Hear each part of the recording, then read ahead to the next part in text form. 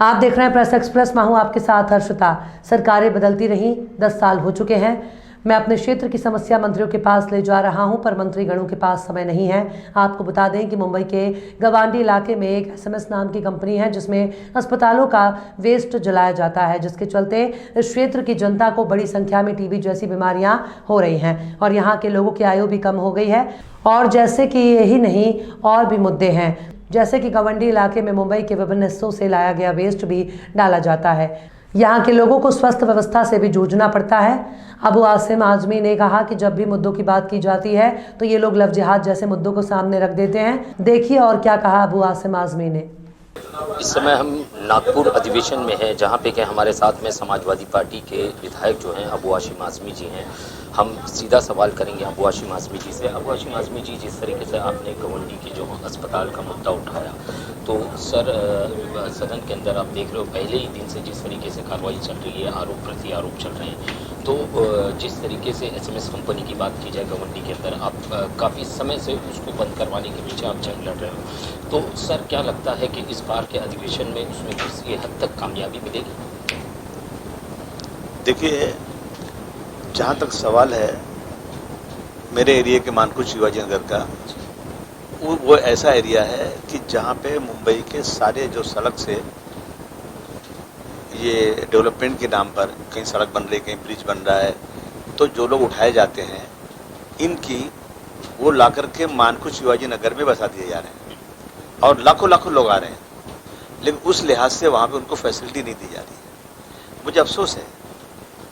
मैं एक सरकार को ने जितनी सरकारें 10 सालों में आई हैं ना महाराष्ट्र में, उन तमाम सरकारों को मैं कटघरे में खड़ा करता हूँ कि पूरी दुनिया में जो है ना इसके पोल्यूशन के ऊपर, एनवायरनमेंट के ऊपर बहस चल रही है। G20 अभी का भी सम्मेलन हुआ, उसमें जो है रिफाइनरीज को बंद कराया गया, मुंबई के स्लम को कपड़े से ढांक दिया गया और उनको रेड कारपेट बिछाया गया। मतलब जो लोग वोट देकर सरकार बनाते हैं उनके एरिया में पिछले 10 सालों से मैं चिल्ला के थक चुका हूं कि SMS कंपनी बंद होना चाहिए। SMS कंपनी बंद होने के लिए हमने कितने आंदोलन किए। इसके पहले जो सरकार थी कांग्रेस की, उसमें मैंने आंदोलन किया। शिवसेना सरकार में हमने उनके मंत्री जो हैं वो गए वहाँ पर, उन्होंने देखा जाकर वहाँ पर, उन्होंने उसकी रिपोर्ट मंगाई, उन्होंने कहा बहुत खतरनाक मामला है।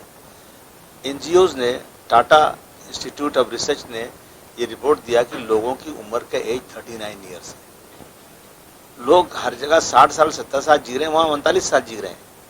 और एक डॉक्टर आए, उन्होंने मंत्री जी, एनवायरनमेंट मिनिस्टर के सामने कहा कि साहब पूरे देश में TB का जो सर्वे हुआ है, पूरे देश में ना कि महाराष्ट्र में सिर्फ सबसे ज़्यादा इसी एरिया में जहाँ पर ये मशीन चल रही है, धुआं निकल रहा है, वहीं TB के मरीज़ हैं और अपना दमा के मरीज़ हैं, कैंसर के हैं, हार्ट के हैं, बहुत सारी बीमारियाँ हैं। इसकी वजह ये यहाँ का कचरा, गंदगी और ये धुआं की वजह है। लेकिन सरकार सुनने को तैयार नहीं है। मैं समझता हूँ कि इतना ज्वलंत इशू है जहाँ लोगों की जाने जा रही हैं। मैं आमदार हूँ, वहाँ का जिम्मेदार हूँ, मेरे नगर सेवक हैं, चिल्ला चिल्ला के थक चुके हैं। कोर्ट चले गए हम, कोर्ट में स्टे मिल गया उनको कि भाई जब तक नई फैक्ट्री नहीं बनेगी नहीं जा सकता। कितना अफसोस की बात है। और अभी भी तरुजा में इस जितना चीज़ें यहाँ जलाई जाती हैं, उनको तरुजा की फैक्ट्री लेने को तैयार है। सिर्फ यह है कि मुंबई से जाने का किराया शायद ज़्यादा लग जाएगा या कुछ उनका रेट ज़्यादा होगा, लेकिन सरकारें उसके बाद भी सुन नहीं रही है। तो मुझे अफसोस है कि इतना चिल्लाने के बाद भी एक काम नहीं हो रहा। अस्पतालों में जो है हमारे यहाँ जो नया हॉस्पिटल बना हुआ है, मैं कह रहा हूँ उसमें सारी मॉडर्न फैसिलिटीज़ आ जाए।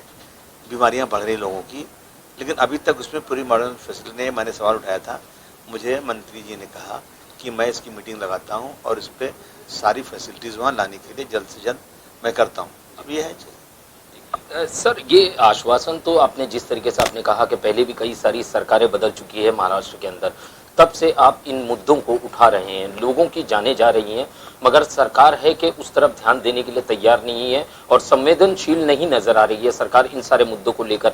आपको लगता है क्या इस बार जब आपने फिर से वापस आवाज बुलंद की है तो क्या ये लोग सुनेंगे आपकी आवाज?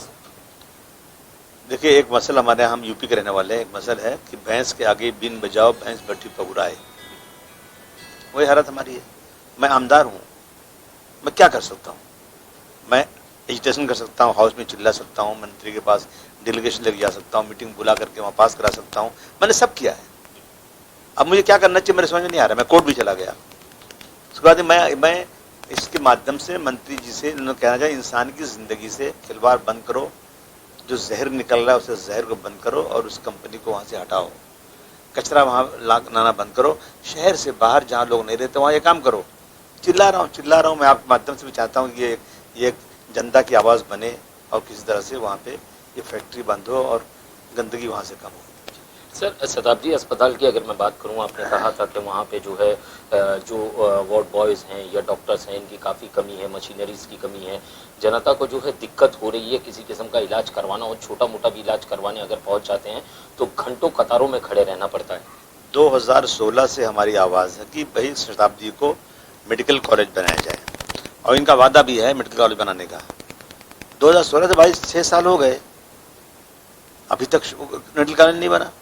हम उस दिन गए थे वहाँ पर, लोग जो गरीब लोग वहाँ आते हैं बेचारे, पेशेंट के साथ रहते हैं, पेशेंट को खाना मिलता है लेकिन उनके साथ रहने वालों को खाना नहीं मिलता। कौन जाता है उन अस्पतालों में जो गरीब लोग होते हैं, उनको खाना हम लोग सप्लाई कर रहे हैं, वहाँ पर खाना दे रहे हैं। इसलिए गए थे वहाँ पर और लोगों ने देखा कि औरतें बच्चा लिए खड़ी हैं। अच्छा, हमारे यहाँ क्या है कि महिलाएं बेचारी काम करती हैं, राशन की दुकान में जाओ सब महिलाएं खड़ी बेचारी वहाँ पे, आप बाजार में सब्जी खरीदने जाओ महिलाएं खड़ी हैं, गैस खरीद लेने जाना महिलाएं खड़ी हैं, डॉक्टर के जाना महिलाएं खड़ी, महिलाएं बेचारी कितना काम करेंगी। और 3-3 घंटे लाइन 4-4 घंटे लाइन लगाने के बाद ओ ये खिड़की पे नहीं वो खिड़की पे जाओ। कोई इंक्वायरी सिस्टम सही नहीं है, कोई जवाब देने वाला नहीं है। और वहाँ पे डॉक्टर्स कम हैं, वार्ड बॉय कम है, सिक्योरिटी का बड़ा प्रॉब्लम है। इन चीज़ों को देखते हुए मैंने कई बार आवाज़ उठाया, उन्होंने वादा तो किया है, वादा करते हैं, इसलिए वादा वफा होता नहीं है। सर, मैं अगर विधानसभा की बात करूं, जब से कार्रवाई विधानसभा की शुरू हुई है, जिस तरीके से जो जनता के ज़मीन से जुड़े हुए मुद्दे हैं उसका जिक्र कहीं ना कहीं नहीं हो रहा है विधानसभा के अंदर। कभी दिशा सालियान, कभी इस तरीके के मुद्दे उठाए जाते हैं और कई अन्य मुद्दों को उठाया जाता है, ना कि जनता के सामान्य मुद्दों को उठाया जा रहा है इस सदन में। नहीं, अफसोस है कि सरकारें जब बैठी हुई है ना, वो देखते हैं मेरा वोट बैंक कैसे बढ़े। इनको लगता है लव जिहाद नाम ले लेंगे तो मुसलमान बदनाम हो जाएगा, तो जो गैर मुस्लिम नॉन मुस्लिम वो खुश हो जाएंगे। जो इशू ही नहीं है ना, ये कोई इशू है ही नहीं है। देयर इज नो लव जिहाद कमेटी, कोई ऐसा है ही नहीं है। ये एनआईए की रिपोर्ट आने के बाद, पुलिस की इंटेलिजेंस की रिपोर्ट आने के बाद फिर वही मुद्दा उठा देते हैं। उनको लगता है इससे हमको हमारा फायदा हो जाएगा। ऐसी चीज़ें ला करके ये वक्त ज़ाय करना, और उसका जब जब इशू उठाते हैं तो जैसे मीडिया चली जाती है, अबू भाई आपका इशू बहुत अच्छा था, बिल्कुल सेवा, हिंदू मुस्लिम सब भाई भाई हैं, एक की शादी दूसरे का, दूसरी शादी यहाँ होती है, कोई एतराज़ नहीं। लेकिन फिर जब हाउस में आते हैं, मीडिया के सामने आते हैं तो ये अपोज करते हैं बैठ कर, उनको लगता है कि ये हमारे लिए सूटेबल है। ऐसी चीज़ें ख़त्म होना चाहिए। पहली बात, धर्म को राजनीति में लाने की कोई ज़रूरत नहीं है। आप डेवलपमेंट को लाइए, समाज के आखिरी आदमी को कैसे रोजी रोटी मिले, कैसे इस देश के अंदर लॉ एंड ऑर्डर अच्छा बने, एक लड़की, खूबसूरत लड़की रात को 2 बजे हो जाए, किसी की हिम्मत न पड़े उसकी तरफ आंख देखने की। जैसे मैं देख रहा हूँ अरब कंट्रीज़ में कानून है। मैं नहीं कह रहा हूँ कि अरब कंट्रीज कानून नहीं लागू कर, मैं कहूँगा तो कहेंगे कि तुम क्या इस्लामिक कंट्री बनाना चाहते हो। नहीं, मैं ये नहीं कह रहा हूँ। ये देश, भारतवर्ष जो है हमारा देश है, जो सरकारें वही चलें, परंतु ज़रा थोड़ा सीखो तो सही ज़रा, कम से कम। किसी की हिम्मत नहीं वहाँ पर कोई लड़की को छेड़ दे, किसी की हिम्मत नहीं वहाँ पे इस तरह की बदतमीजी कर दे। और हमारे यहाँ लगातार होते जा रहा है, कहीं कोई लड़की जो है परेशान होकर आत्महत्या कर रही है, कहीं कुछ कर रही है, और ये सरकारें उन इश्यूज़ को ला करके समाज को बांटने की कोशिश कर रहे हैं। जैसे कि आपने सुना, ये थे अबू हाशिम आज़मी जी, जो कि अबू हाशिम आज़मी जी ने जिस तरीके से कहा कि गवंडी में जिस तरीके से SMS कंपनी है, वहाँ पे जो है बॉडी ऑर्गन्स और दवाइयों की जो बेकार वेस्टेज दवाइयों की जो शीशियाँ हैं या उसके रैपर्स हैं, उसे चलाया जाता है, जिससे कि बड़ी संख्या में गवंडी के इर्द गिर्द रहने वाले लोगों में बीमारियां अपना पैर पसार रही है। उसको लेकर के, जैसे हाशिम जी ने कहा कि 10 साल से वो सरकारें कई सारी बदल गई, मगर वो इस चीज़ को, इस आंदोलन को लेकर आगे बढ़ रहे हैं, मगर सरकारें हैं कि उनके कानों में जूं तक नहीं रेंग रही है, और वो ना ही किसी किस्म की कार्रवाई की बात करते हैं, ना कुछ करते हैं। सिर्फ खाना पूर्ति के लिए कुछ मंत्री या कुछ नेतागण वहां आते हैं, देखते हैं और लौट जाते हैं। उसके बाद में वो फाइलें जो हैं रद्दियों में दबी रह जाती है। अब देखना ये होगा कि इस बार फिर से नागपुर अधिवेशन में उन्होंने इस गूंज को उठाया है, मगर क्या ये मंत्री महोदय जो सत्ता में काबिज हैं वो इस गूंज को सुनते हैं और जनता की समस्याओं का निवारण निकालते हैं। कैमरामैन सटविलकर के साथ सही शेख की रिपोर्ट, प्रेस एक्सप्रेस नागपुर।